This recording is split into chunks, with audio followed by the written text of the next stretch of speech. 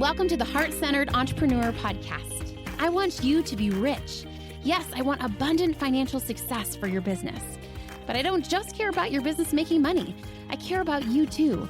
I want you to be rich in happiness, in the impact you make, in your relationships, and in how you give back. I'm Anna. I built my six-figure business as a side hustle while I was pregnant with my daughter in 2016. Now I've helped dozens of women do the same. I'm here to help you build a profitable, heart-centered, fully booked business with the latest tips on sales and visibility, with proven mindset hacks, and sneak peeks behind the scenes with what's working right now in the online space and in my business. Ready to make more money with heart? Let's go. Today I want to talk about 8 fears, 8 concerns, 8 opportunity areas, as we say in coaching, that might be keeping you stuck from signing more paying clients right now. When I hear women online say, oh, there's something wrong with me, I'm inconsistent in my content, oh, if I was more disciplined, oh, all these self-blamey, shamey reasons, and I appreciate your ownership. It's what makes you a great client to have, is you're willing to take accountability, you're willing to not blame others. However, I think it's also okay to be balanced and realizing maybe I'm not being lazy. Maybe it's this genuine thing that's practical, that's standing in the way. As women, I think living in a patriarchal capitalist society, there are just many barriers we face. But in addition to that, just lots of fears and concerns that may have been valid in another chapter. Maybe we've gone into a more healthy chapter, but we still are carrying those old fears with us. So today I really wanted to talk through the 8 main blocks that I see holding women back from really making more money in their coaching businesses. And whether you have current paying coaching clients or whether you have had a little bit of a standstill and are feeling a little dry on clients, I really think this is going to help identify the real reason that you're not signing clients so that it's much easier to take action. What's the point of mindset work? So that it feels much easier and lighter to take action. So as I share these 8 things that I really hear from potential clients, current clients, I want you to just pick one of the things. I know it's easy to be I'm going to self-improve in all 8 of these areas, but that, doesn't work. What works is here's this one thing that I'm not going to judge myself for, but that I'm going to really see as that is the thing keeping me stuck. And so I'm going to share that with Anna, journal a little bit more so that it can feel much easier to make money online. Because at the end of the day, I truly believe having a full business, a 3-day work week business, is not overwhelming. It's very doable. I think we think that that's going to burn us out. We're I want to sign clients, but I don't because I don't want to be fully booked and burn out, because you may have light, small t trauma from a day job or from a past iteration of your business. But trust me when I say it's safe for you to be fully booked and it would not be overwhelming. In fact, your life will be less overwhelming because you have aligned work you're doing, you're making money, and you have time. It is a good thing to have a fully booked coaching business. I'm a big advocate of it. I think it's ultimate freedom for women. But I also want to validate that there are things that are holding us back. So the number one is this, who am I to coach? The imposter syndrome. And even if you've released a layer of this, I really think for me, myself, I feel every 4 months, I'm releasing a new layer of what does it look like to show up unapologetically and know that I'm fully qualified. That it's safe for people to pay me to do something that I love, right? That even though I'm struggling with something myself, it's still safe for me to be honest about that, but to bring people along on the journey and know that that qualifies me. I hear so often my clients say, oh, I'm still struggling on this thing, so I need to be perfect at it first. But I really think that when we are in it with our clients to a degree, we are a great coach because we have fully built in empathy. We really get what it's like. So I really that's number 1, is just the imposter syndrome, okay, I'll take more action. And when I feel more confident, when I'm more healed, when I'm more holy, right? When I'm more perfect, and this illusion that as women, we have to be perfect, that there is some pinnacle point of healing. And what I know to be true at 38 is there is no perfect, there is no finish. We're all always in process. And that's what makes a great coach, is being willing to say, hey, here are some things to try, but I'm in process, you're in process, let's process and grow together. And so this one really is doing the work, to feel more qualified, to know you don't need more training, you don't need more certifications, that even though there are, quote, other people doing online what you're doing, it's safe for you to put on your blinders and find your next 5 clients, right? Okay. Number 2, I'm going to try to move through these because I know I could like do a whole episode on just each one, but I want to do the bird's eye view so that you identify what's the thing that's like, ooh, yeah, if I didn't have that, if somehow Anna had this, like her pen was a magic wand and she deleted that from my life, this whole thing would be a lot easier. Okay, number 2 is just really the visibility blocks that I talk about. Fear of visibility, right? Feeling unsafe showing up online, especially as a heart-centered entrepreneur, and really understanding why that is, right? Why you're scared to put yourself out there online, whether it's fear of judgment from strangers, whether it's more fears of what close friends and family will think, whether it's just this reminder of like, okay, women are supposed to be like quiet and not self-promote. And if I'm self-promoting, will people misunderstand me and think that I'm spammy or salesy or whatever? Or maybe you've had a bad experience with other people online and not wanting to be associated with. For me, when I started my business, I was like, call me anything, but don't call me a coach. Okay. Because I was really feeling like I didn't want to be a bad coach. Instead, what I came to is like, okay, I'm not like bad coaches don't have the ownership of the word coach. I'm allowed to be a good coach, just like there are bad and good lawyers and teachers, etc. Right? Another part of this I feel is really being afraid to be seen for whatever reason. Maybe there was a chapter of your life when you did have to be more private, right? But reminding yourself there are ways to be seen and show up online in a way that still honors your confidentiality. So maybe you don't share pictures of where you live at all, or maybe for you, you don't share pictures of your kids, or really honoring. I think sometimes we say, oh, it's black or white. We either have to be completely visible or completely invisible, but really flirting with the gray of what this looks like for me. And then the last one I really hear about the visibility one is like, okay, Anna, I'm posting, but no one is commenting back. So why should I keep posting if it's not working, right? I tried doing a summit and it wasn't successful. So blah, blah, blah. And what I want to say to that, I know I told myself, okay, Anna, just do the podcast and don't give solutions. But I can't help it. So I'm just going to give a little bit, right? I think for that, it's reminding yourself, almost all of my clients, their biggest successes have come right after their failures. Why? Because you launch a summit, you're really nervous, you are learning a lot of lessons, right? And then you're able to go into the second summit and crush it because you know what you're doing, right? I have had so many women that have done like a challenge or a giveaway or a webinar, right? And the first time it's just terrifying, right? I told one of my clients, signs most of her high ticket clients through conferences. And she was really nervous to go to this conference that she knew she would make great connections at. And so I told her, your job is just go to the conference. Like she was making it be like, I have to present at the first conference and I have to meet so many people. And I was like, just get in the room. She ended up signing several high ticket clients, just literally, but that wasn't the intention, right?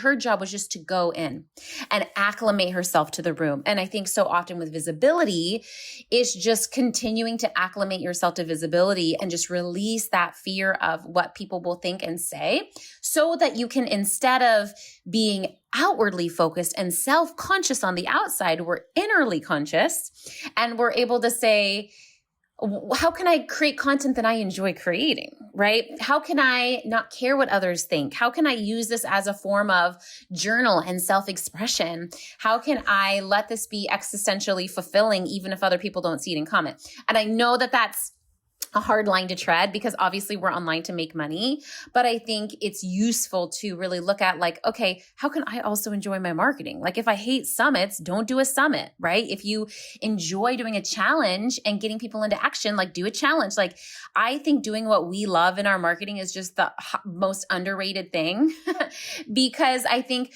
at the end of the day, what comes easiest to us actually is the most magnetic to others. And we don't want to believe that. We want to believe that it has to be hard and sticky. And I'm not saying there isn't times where it isn't hard. There are times, especially when you're doing something new, right? Or still working to gain momentum for the first time.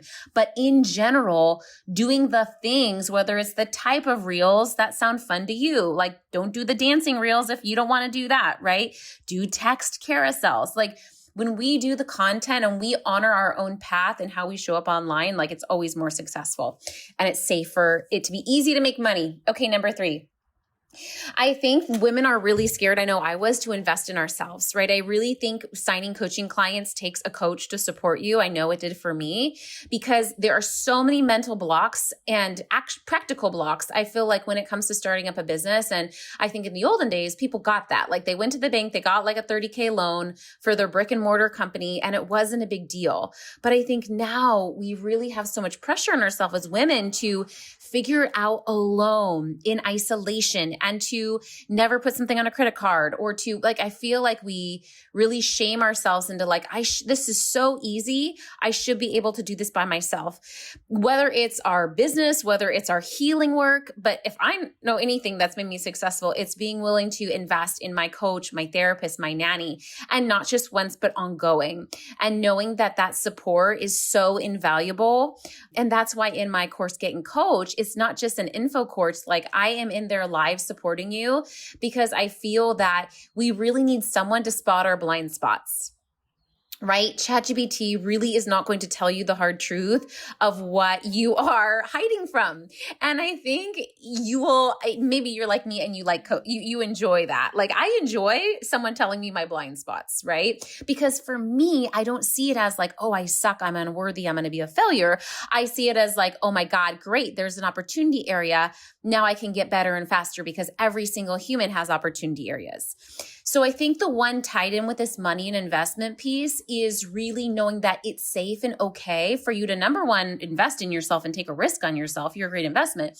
But number two, realize that it's safe to really expose yourself to honest feedback. And it's safe for you to stand up and say no, right? Maybe you've had a bad experience with a coach, but also reminding yourself that if your coach says something that you disagree with, you cannot follow their advice, right? Like maybe you agree with 80% of what they believe. That's okay. I love when my clients say like, I don't think that aligns for me. And I'm like, okay, great. Let's come up with a different idea that does align, right? Being able to fully invest in yourself, but fully not shrink when you're in a coaching container, fully being the client, fully asking for help, putting yourself in that receiving situation. Right? I think we're afraid to invest because we know on the other side of that, we're going to have to be vulnerable, be supported. It's actually going to be easier because we're not in it alone, but we have this belief that it has to be hard, and we have to do this by ourselves, and we have to earn it, and we have to do it the hard way. And no, you don't. You really don't. Okay. Which one am I on? 1, 2, 3, 4. Okay. The next one, I think for me, was one of the biggest ones for me, is really making sure your nervous system feels safe to have a really successful coaching business. I know for me, because I have had different chapters where I have had unsafe people in my life, my nervous system was already fried. And I think sometimes when our nervous system is fried from a relationship or a previous business or a day job, we feel like I cannot stand to take on a coaching business or coaching revenue stream and we kind of project. It's kind of like maybe you had like a bad boyfriend or girlfriend, and then in your new relationship, you're kind of projecting on those old wounds. I feel we do this to our coaching business, right? Where we put up all these super high boundaries, which is not wrong to have boundaries in business. But I think sometimes we come in and we have these like crazy high expectations or boundaries. Like we expect our coaching clients to be perfect or to never blah, blah, blah, because we're so fried from an era when we didn't have any boundaries, right? And so I think coming in, reminding yourself, like, this is a new relationship. This is a new business, right? Like it's safe for you to feel safe in this new era and trust yourself to have boundaries without closing yourself off completely. What does that mean? I think sometimes we are like, oh, sure, I'm going to open my coaching business, but actually I'm not going to take on any clients, right? Or like, I'm not going to offer sales calls, or I'm not going to, right? Like we play almost too hard to get, right? Instead of trusting ourselves that in that scenario, we can have better boundaries. We can work the 3-day work week. We can let go of clients that aren't a fit for us, right? And so I think if we're in a chapter where we're currently burned out, or we were burned out, it can be really hard to go in with trust and trust that this business is different and that it can be a different game and you don't have to bring your baggage into it. So what does this mean? I really encourage a lot of my clients to write letters and do some grief work around like maybe a coach that they had a bad experience with, maybe a client they had a bad experience with, obviously not sending the letter to your past client, but using that to really process and really write yourself in that chapter or in that relationship so that you can come in fresh and know that this is different and this is safe. And maybe in that last business or chapter, you were like, oh, I was inconsistent, or I took on clients that weren't aligned with me, or I failed publicly, or I hired a team member and fired them, or like all of that shame, I think really comes with us. And I think now that I've been in business for 10 years, I really see that like there are beautiful things about being in business a long time, but there's also some baggage. So we have to deal with the baggage. I just went through this, a few months ago and like really started like cleaning out my project management system a little bit more because I'm like, it's getting a little messy in here. And I think, as we're launching new income streams, we have to do the nervous system and healing work to feel good in the next chapter. Okay, number 5 was one of my biggest, all these, I can resonate with all these, like really the ethical concerns around coaching. Like, is it ethical to coach? Like I remember Googling that, but furthermore, can I make money without being like fake or pushy? And really knowing that it's safe for you to be a coach in a way that feels aligned to you, ethical to you. Specifically, I feel like the sales was the biggest hang up for me, feeling like I don't want to feel icky. I don't want to like manipulate people, right? Or feel them to feel pressure. Like I genuinely care about people and also I genuinely want to make money. And for me in my head, those felt like such contradictions in my belief system growing up that it took a lot of work to believe that like, no, I do want to make money, but actually I genuinely care about my clients. Like I genuinely feel love for them and care and want the best for them and want them to succeed and thrive. And I think it felt like, okay, is this going to be transactional and will my business change me and make me like heartless, as a woman in my business? But I think I really realized like, okay, it's in baby steps. I think I really digested that I could do this without compromising my values, without exploiting people, without, aligning with a more fake coaching industry. It's so crazy because I feel like, or wild, like in the beginning of my business, it was the like, take a picture by the Eiffel Tower and like wear this big pink frilly dress and like have your coach bags and private jets. Like, and again, there's nothing wrong with that if that's what you want, but like that was really the norm of the industry. And I feel like when I started talking about like heart-centered success and, happy, boring dream life and 3D entrepreneurship, I was really one of the first to talk about that. And it really has rippled through the industry, which I'm so grateful because I think the industry really needed an awakening that like, it's safe for us to be our authentic selves and our most authentic clients are going to come from that too. Okay. This next one really is it's related to the first one I talked about with the imposter syndrome, but it really is more about like, I would say less on the like, I'm not qualified imposter syndrome and more like, I am bad at online business, whether that's like, I'm not good at marketing or I'm not good at tech, or I need to have my website perfect, or like, I don't know where to start, or like, and again, I know I'm saying like, yes, hire a coach to tell you what to do, but I really love when my clients come in and they've tried stuff and they've gotten messy and they've had some failures and they've had some data and like, just not feeling stuck in the like, I'm bad at this. I fail. I suck, right? Instead of like, honestly, we all suck. Like all of us in here, like all the successful entrepreneurs are like launching stuff and it's not landing, right? That's how we get data to try something else. Like in our traditional lives and jobs, there is very little failure. Right? There is we really thrive as successful, productive women in like knowing what we're doing and feeling really confident and productive, being good at what we do, even if it means that we're kind of stuck or we've kind of outgrown our industry or job. Right? But it feels really good to be good at what we do. And so I think this one really comes down to being willing to like, quote, suck and be a failure without like, I say those words, but those words don't mean anything to me. Right? For you to be able to say those words without it meaning anything or reframing it, right? Our improv teacher always says like, okay, This is, what does she say? Oh, we're learning, right? Or this is an opportunity area. So it's safe for you to either like find new words so you don't feel bad about sucking, or like me, just get to a place where like, you're like, yeah, I'm imperfect. Yeah, I suck.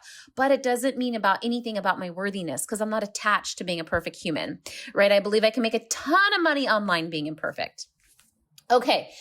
Next one is really thinking through the 3-day work week. And really, I think the 3-day work week is the solution to this, but really believing that I don't want to sign clients. I don't want to become a coach, increase my coaching income because I feel that I'll lose my freedom, right? I already know what it's like to be overwhelmed, either with my current business or my full-time job. And I cannot fathom a world, right? I cannot fathom and I see this with women too, that they quit their jobs and started their online business, but it becomes another day job, right?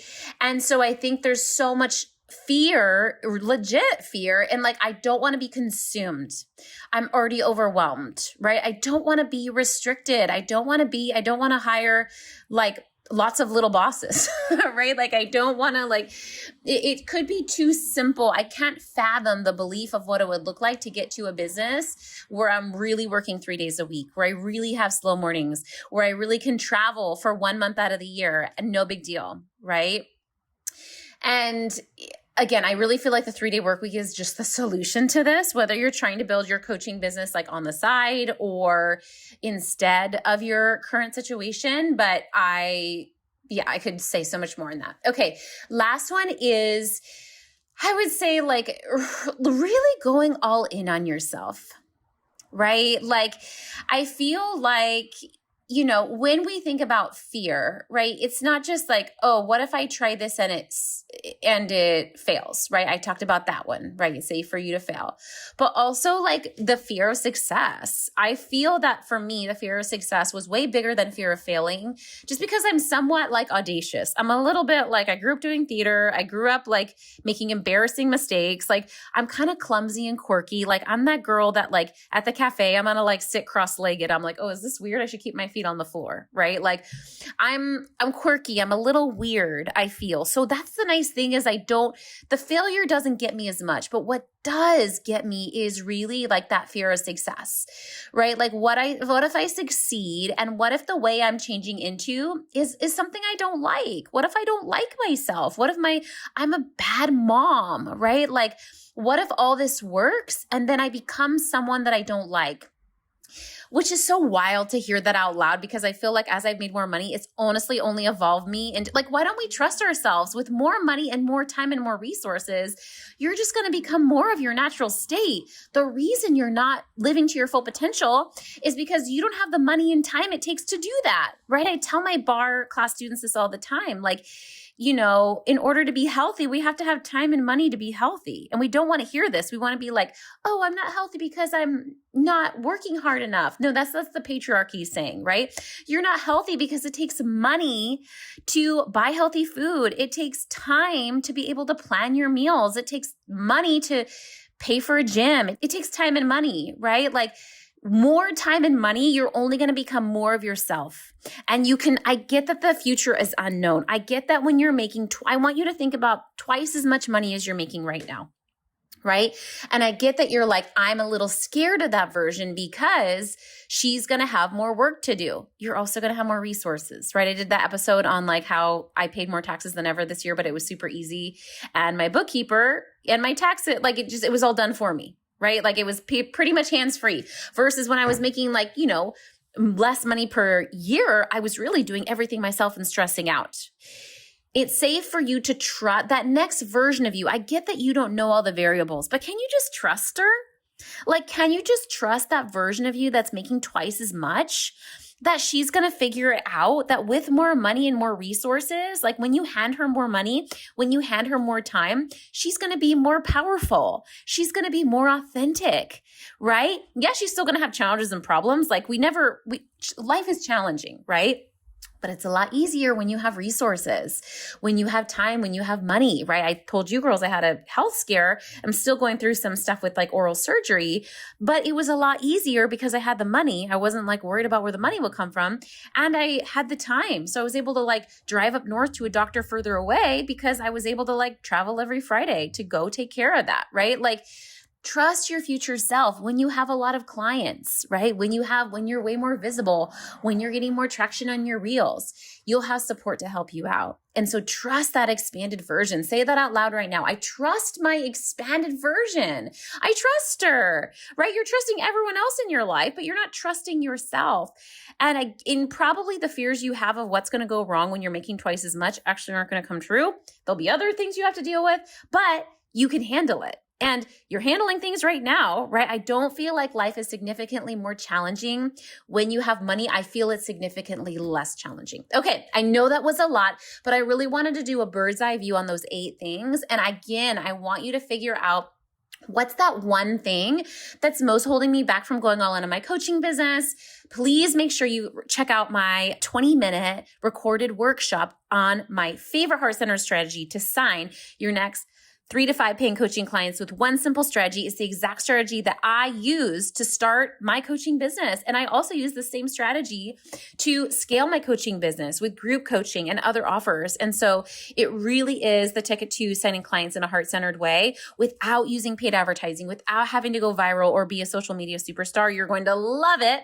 And I hope that you join me. I am traveling abroad this summer, but I'm still doing my calls for this program. So I hope you join me and hang out with me while I'm international, and sending you a big hug, and thank you for tuning in.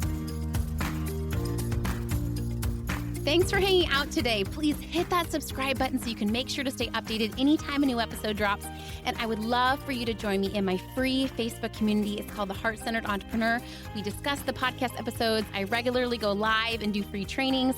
And you may even meet your newest biz bestie. So you can join at heartcenteredcommunity.com. It's absolutely free, and I cannot wait to see you in there.